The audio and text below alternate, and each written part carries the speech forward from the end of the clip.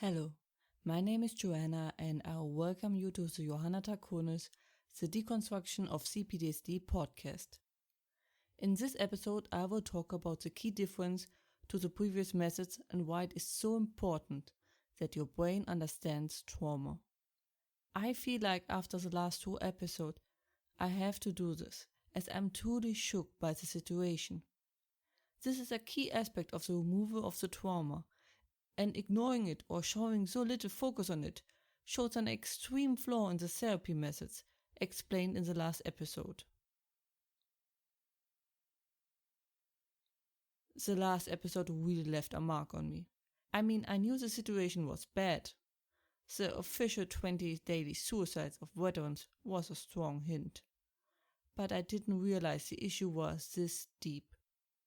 I thought to create the podcast as a nice addition, as in giving people the support to stabilize themselves and to complement existing therapy. But now I almost feel like a bit of more than I can chew. I think it is crucial to give all the information to the patient, so there is little confusion and the patient can make an informed decision and actively change something. Putting such little emphasis on that shows a true lack of deeper understanding the structure and way of PTSD. Just to be clear, I don't think there is bad intent by the therapist or anyone, just a lack of knowledge. So in this episode, I will try to explain what I see as the key difference, why the brain needs to understand the trauma, and why you can't just talk it away. But why does the brain need to understand it?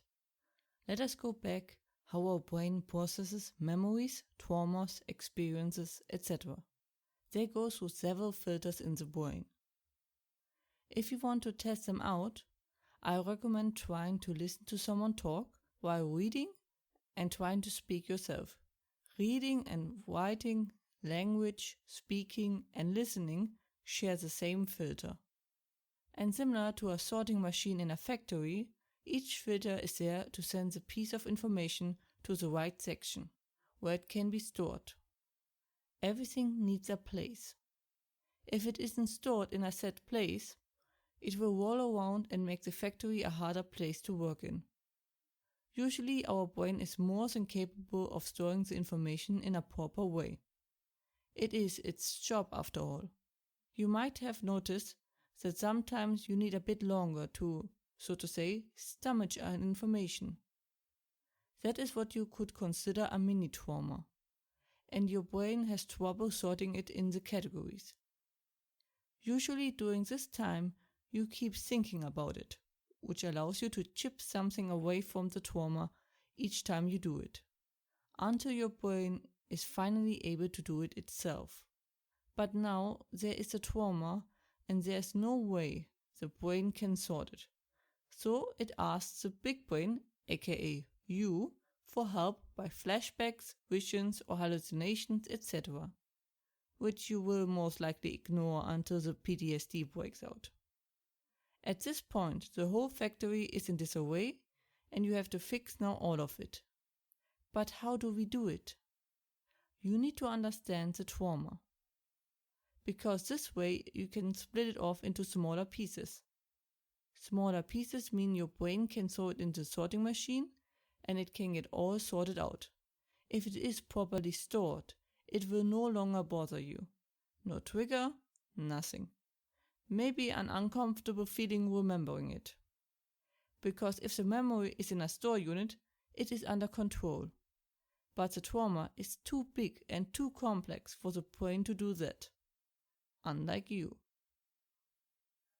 You are, unlike the brain, capable of exchanging information, get new insights, and do long-term projects. That is what is needed to deal with it. But why such an emphasis on understanding? Well, like in the real world, if you truly understand something, be it cooking, sports, anything really, you can do it proper. It doesn't matter if I have the answer, as me telling you wouldn't help you, because as soon a tiny bit changes, you would be at your wit's end again and have to ask again. better for you to understand it truly. It might even be that you know the solution to your trauma, but that doesn't mean you understand it. What do I mean by that? Well, do you remember school? Did you ever had the situation where you thought you know the topic, but in the test you couldn't answer the questions? The difference between knowing and understanding is that you are capable of applying the knowledge to vastly different situations and that you are able to explain it, especially in simple words. Because if you can explain it in simple words, means you are capable of dissecting it and juggle around with its parts as you please. And that's what you need to do. Able to take it apart. Literally.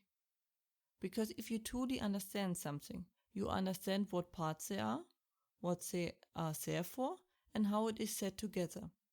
Like a cooking recipe, car, Lego construction, etc. But how can you train it? Here's what I do. I imagine I am being in a talk show. Pick show and host you like. But it has to be an audience there. Size doesn't matter. We ignore the consequences which would occur if everyone knew.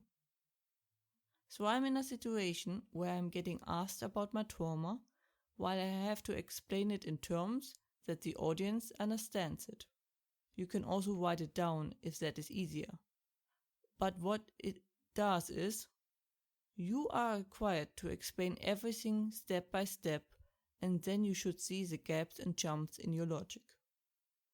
Because you might have noticed, when you explain things, that isn't as easy, and you often realize that you don't have such a clear picture as you thought you had. Want an example? Quick, tell me how to do jumping jacks and push-ups, but without showing me, of course. You should know how to do them, so explaining should be easy, no? So you could say that you basically have to explain the trauma to your brain, so it can learn and understand it. The key is really that you understand the trauma, and yes, you can do it. Maybe you need a little support. I am sure your therapist is willing to help you. I could tell you the answer, but that wouldn't help you.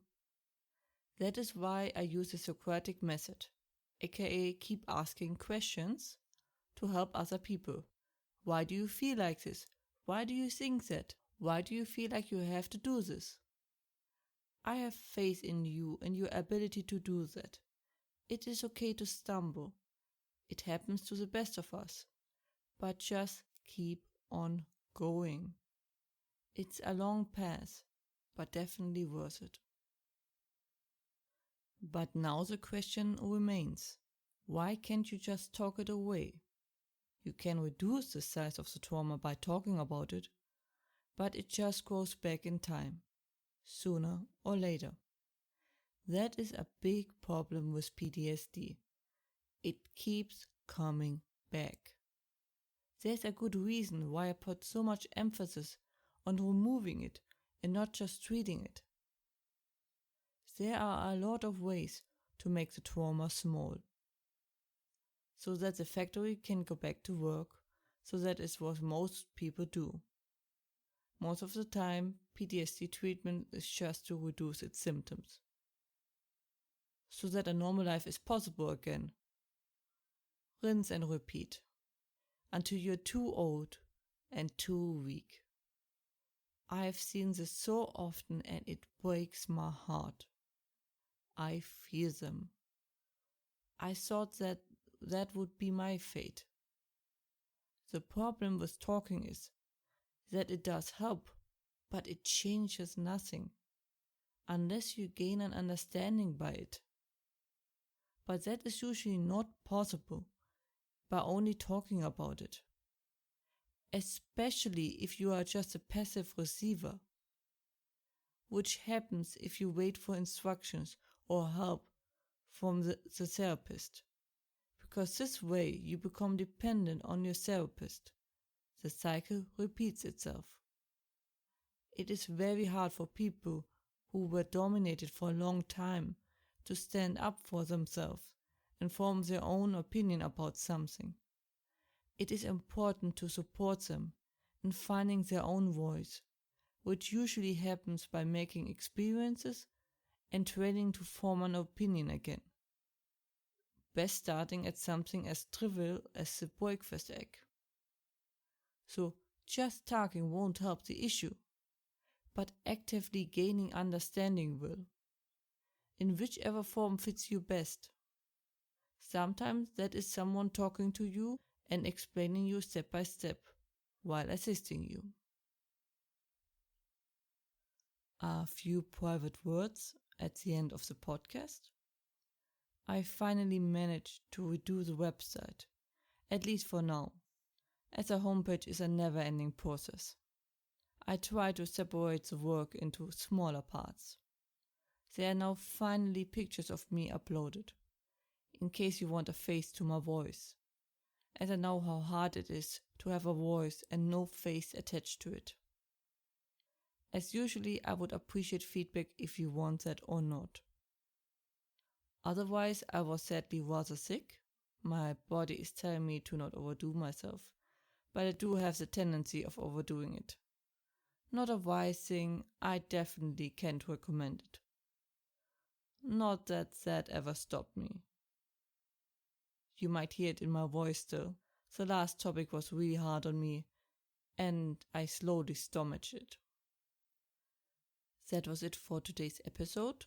I hope I could explain to you why it is so important and why I emphasize it so much. If you have any questions or feedback and the like, please let me know at contactme@johannatakonis.com. More information and transcripts you can find as usually under johannatakonis.com/podcast, and links are in the description. I hope to see you next time. Watch yourselves and have a wonderful time.